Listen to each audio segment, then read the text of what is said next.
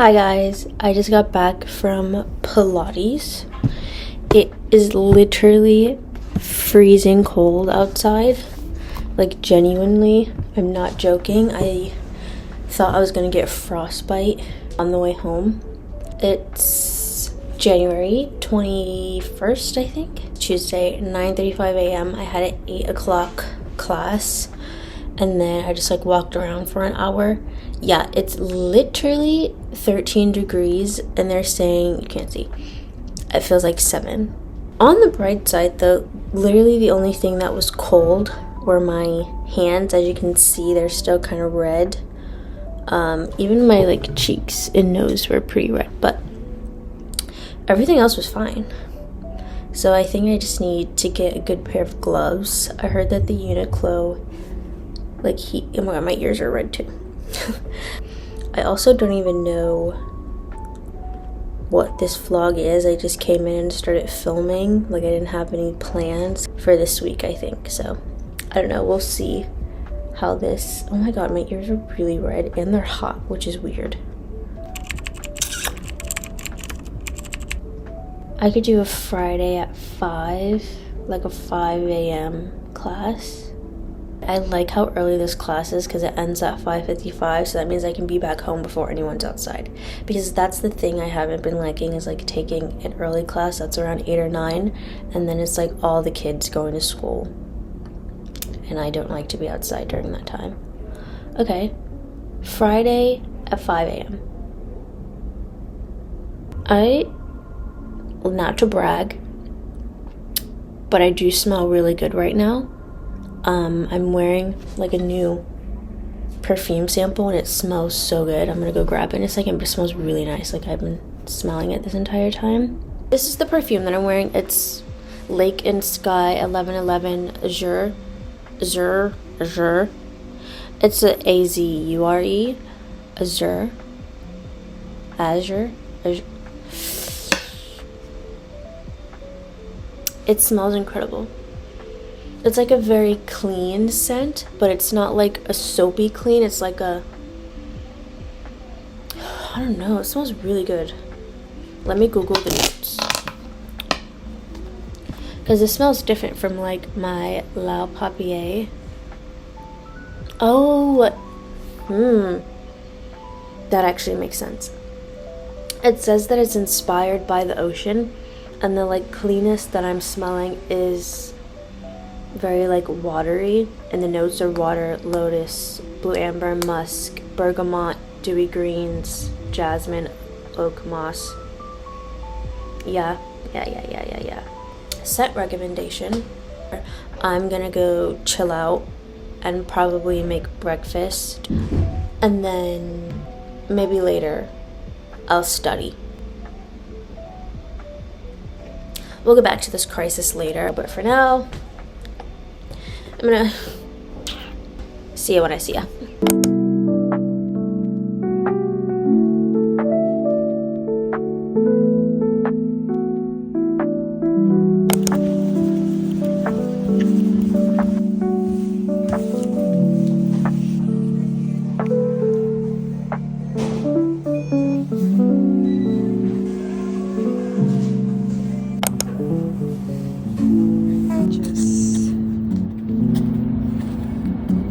In the park.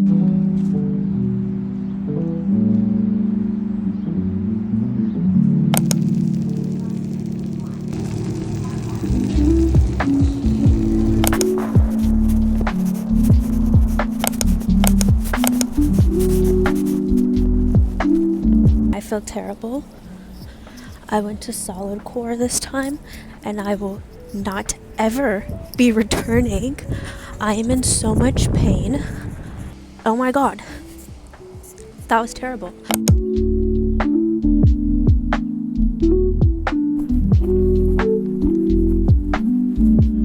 Hi guys. Hello Leute. Heute ist Deutschstudietag. As you can see, my German is quite dull. So I'm here to give myself a little refresher, and I told you guys in my last vlog that in my next vlog I would show you guys how I study German. This is not going to be a professional video whatsoever. I'm just showing you guys what I do, not how to do anything, because I'm nowhere near fluent. I already started, but usually what I do when I begin refreshing the language is I will take down a blank page in my book and I'll just start writing a couple sentences just to get back in the flow of using the language, and I'll try to make as many coherent sentences as possible, and then I'll read it back to you guys, and then I'm going to use my translator to see if I made any mistakes, but I'm just doing this from the brain to the page, and then we'll continue. So far, I have Hallo Leute, mein Name ist Madison oder Miss Me Maddie. Das ist meine YouTube-Heister. Heute, ich bin Deutschstudie und die Leute sind hier zu sehen. Oh my god, it's so terrible. It's so terrible. Okay. Here's my little paragraph. I'll repeat it and then I'll translate it and tell you what I think I said, and then we'll actually officially translate. So, hallo Leute, mein Name ist Madison oder Miss Me Maddie, das ist meine YouTube-Heister. Heute, ich bin Deutschstudie und die Leute sind hier zu sehen. Ich habe sprechen about Deutsch mit dich nur ein bisschen, aber ich mag das Sprechen oft. Diesen Morgen, ich trinke eine Grünen Tee mit Milch und ich esse eine Raisin-Brot. Dann ich am TikTok gehen, und jetzt ich bin Deutschstudie mit dich am Camper für meine YouTube. So what I believe I said is, hi guys, my name is Madison or Miss Me Maddie, that's my YouTube name. Today, I am studying German and you guys are here to watch.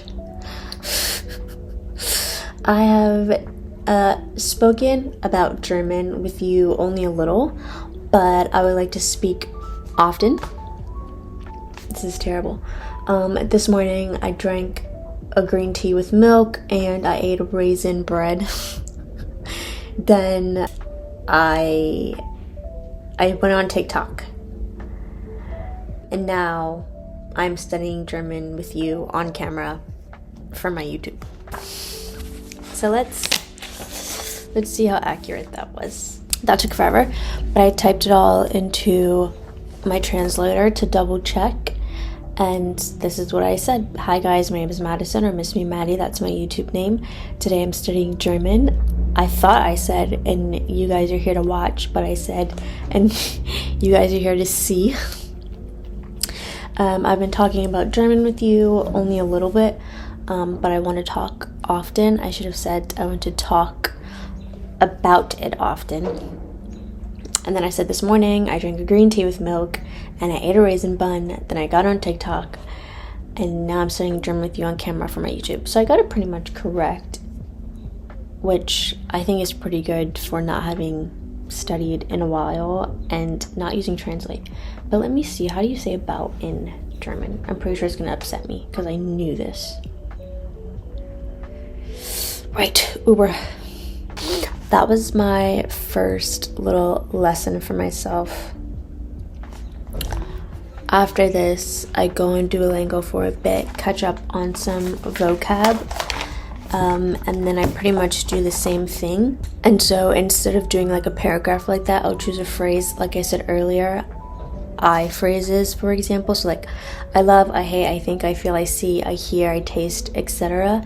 And then I'll use the vocab that I learned on Duolingo to craft a bunch of sentences, and I already did some so that I didn't have to do it on camera because that would take a long time.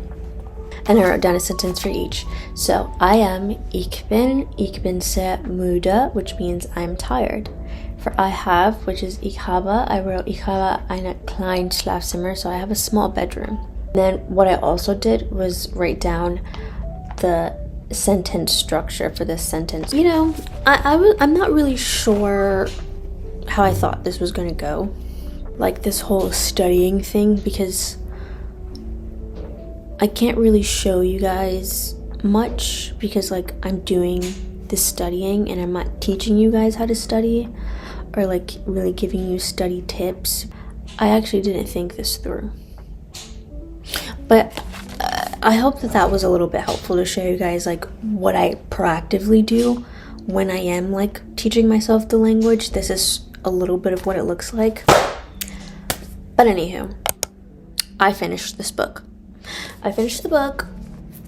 I said in my last video, I believe, that I wanted to finish this book, and I finished it a bunch of times already. I also said that in the video, but I finished it again, and I have a way better understanding of it now that I've finished it again. What I want to do is go through it again, and I want to take each chapter and kind of like give a synopsis of it. I feel like that's a really good way to, because obviously I read the book and I understand what I'm reading, but because each chapter focuses on something different, sometimes it's hard to kind of connect them all.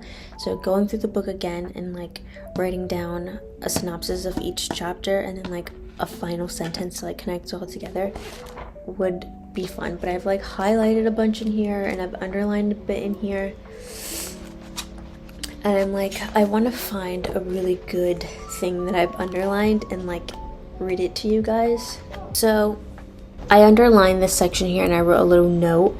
So basically what this book is about is inner speech and the dialogical self. So it's about what's on the inside. Like it separates the physical in the brain from something else that's kind of in between. Like if you can hear your own thoughts, if you can see your own thoughts, what is that?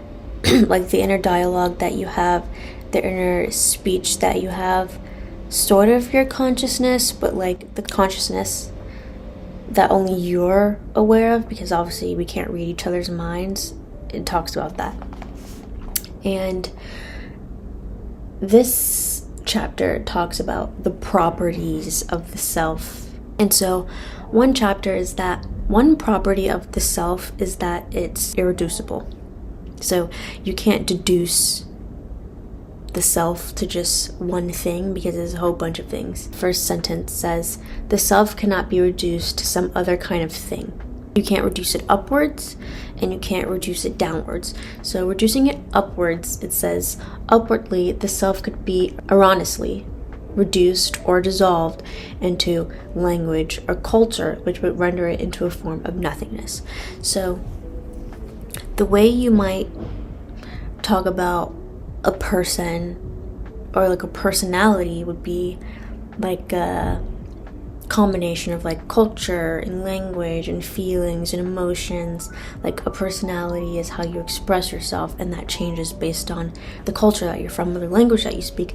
But you can't do that with the self, otherwise it would be nothing. Because if you dissolve language or you dissolve culture, you'd still have a self. Like if you didn't have any culture, if you didn't have a group that you belong to in that way, if you dissolved language, if we all spoke the same language, or if you couldn't speak at all, surely you'd still have a self. Like surely you'd still have inner thoughts. And so that inner dialogue and that thing that's inside of you in your brain and your mind is separate from culture and it's separate from language. And absolutely it's influenced by that, or perhaps shaped by it, but it's not it. So you can't reduce it to just like a mental coloring of language or culture.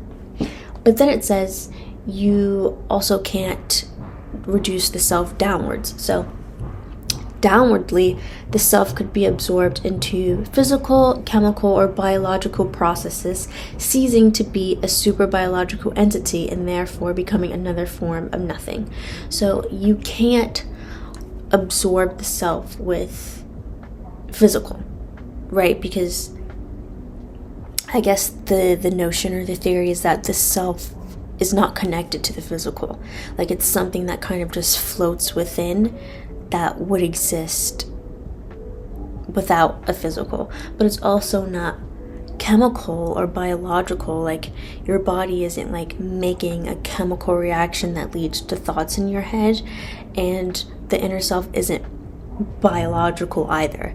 Like, there's no DNA or there's no like genetics that make an inner self. Like, the shell of you is biological, and the bodily processes that you have are chemical, and you are a physical being, but your self is not connected to that, so it can't be absorbed in that. When you're like forming the physical parts of a person, the biological or chemical aspects of a person, the inner self isn't involved in that. But it's also not like, okay, well, now that we have a person and we've given this person biological stuff, chemical stuff, they have a physical body, okay, now we can give them a culture and a language, we can give them like a social environment to live in, and now they have a self. The self exists downwards away from culture and language, but upwards away from the body, if that makes sense, is how I understood it. And so anyways, it goes on to say that this lack of ability to reduce the self, or the irreducibility, has implications for the dignity of the self. So how much dignity or power that the self has. And it says, but not being able to attribute the self or the inner dialogue to language or culture or biology or chemistry doesn't take away its existence. Because if we were all just human beings on this planet existing without a self inside of us, there would be nothing. Because the self, it says, rights, consciousness, self-worth, and love, which are some features of the self, would be just delusion, right? So if we were just the physical, just the biological, just the chemical, just language, just culture, without a self, you'd be missing consciousness, which comes from the self. You'd be missing self-worth, love, rights that come from the self. And it's like, well, how do you have the self that absorbs or creates love and consciousness and rights if you don't have the body, if you don't have culture, if you don't have language? So it's really weird. It's like culture and the physical, the biological, those things all work together to kind of color the self, but without the self, you couldn't have those things to color. This is why I've had to read this book over and over and over again, because these words are crazy. And then it'll literally say all of that craziness in this one tiny little paragraph, and then go on to a whole other aspect of the self. And it's like, I'm barely just digesting what I read here, and now I have to do it again. And it's like, but what do these things have to do? Because that's just one property of the self. One property of what the inner self is that it's irreducible. Okay, well, now that we've understood that you can't just reduce the self to one aspect of the human existence, now we go on to whatever the dialogical self is. Then we move over to the decentered self, and it's like the egalitarian self. All of this stuff, it's crazy. So like I said, I finished it, and yet I feel like I need to read it again. This is such a good book about just learning about yourself. And actually, I will say that entire little paragraph about how you can't reduce the self is one of the reasons why I think this is such a good book if you're trying to like figure out who you are and what you are. I feel like a lot of the time we focus too much on thinking that who we are is solely what our culture is, what our background is, how we express ourselves via language. That is definitely one part of who we are. I've taken a linguistics class, and there's a whole like facet of the kind of person that you are and how that is a large part of who you are, but that's just one portion. And I feel like that's culture and language are things that we express and experience every single day, and trying to figure out who you are solely from that is not enough. Then you have the other thing. It's like what most of us, if you don't have a culture or if language isn't the main way that you express yourself, the other ways that you kind of figure out who you are through things like biology and chemistry. Like, who am I? I biologically, genetically, chemically, the things that make me a human. How do I understand that? How do I interpret that? How do I take all those things in and come up with some like substantial conclusion of who I am, that's also hard to do. That's also hard to do, especially when you don't know why we're here or how we got here. Going inside is easier, and this book helps you do that. I hope that makes sense. So, I mean, I don't know, if you want to kind of do some self-help or like some internal digging in a more like science, sociology, philosophy oriented way, this would be a good way to do that. I think also, like, yes, I am interested in psychology, that's why I studied it, but I think that no matter what field you're in or no matter what you're interested in, reading this book would be such a good way to get deeper in the things that you like. Like, there are so many ways that you can relate inner speech to topics like fashion, technology, economics, business, marketing, that kind of stuff. Anything that you might be interested in, inner speech will help you understand it a lot more. So, I really like this book and I really, really highly recommend it. Don't even know if I can explain this in an articulate way, but I love this book, and I think I'm just gonna keep reading it over and over again until I can like reiterate it front to back coherently. But anyway, I'll stop rambling about this, but I just wanted to give an update on where I am in terms of books. So I wanted to finish this, that's what I said in my last video, and I can update that I have finished this for honestly probably the 4th time, and I'm still not satisfied. So I will have to read it again, but I'm going to take a break and read a different book before I jump back to this. But a little side project of mine will be what I said, like taking down notes and whatever. This will be the year that I get my driver's license. I mean, it's not even for a particular reason. Maybe if I had some like legit motivation, that would make me do it faster. Like, I don't have to drive anywhere. But I would like to. I want to go on a road trip. I feel like that would be such a fun thing to do. Just randomly go on a road trip somewhere and drive. And I could vlog it. I think that's why I walk so much. I love like walking and listening to music. And I've kept gradually increasing how much I walk because I just want to keep listening to music. And I'm like, I think that I'm doing like the pedestrian equivalent to driving and listening to music. I need to book a driving test. And you know what? Second time is always the charm for me. For a lot of things in my life, the first time around has not been it. It's always the second time around where I really get it. I declare I will get my driver's license this year. I declare. That's it. I've said it. I've put it out into existence, so it has to happen. It will happen. Manifest. If you're watching this, manifest. I'm gonna get my driver's license. Also, this lip balm. Chai, 10 out of 10. Alright, I've been talking for literally almost an hour, and I'm pretty sure I'm gonna rewatch this and cringe because either none of it is usable because I make no sense and I sound crazy, or because I live in New York City and it's freaking loud and there's a whole bunch of cars and stupid traffic happening because I'm sitting right next to a window. And I also said this was gonna be a studying video, and that went terribly. We'll see. Hopefully you guys appreciate the realness, that this is not a perfect vlog. But do you care about the realness of a stranger that you do not know? That is the question. You know what? I've had 3 of these. This is 3 of these today. This is my 3rd one. I think that's why I've been talking for an hour, because I've had 3 of these and I need to get my energy out. I'm gonna go take a nap. Yeah. If this is the end of this video, then I'll see you guys in my next video. In German, ich will sehen dich Leute in meiner nächsten Video.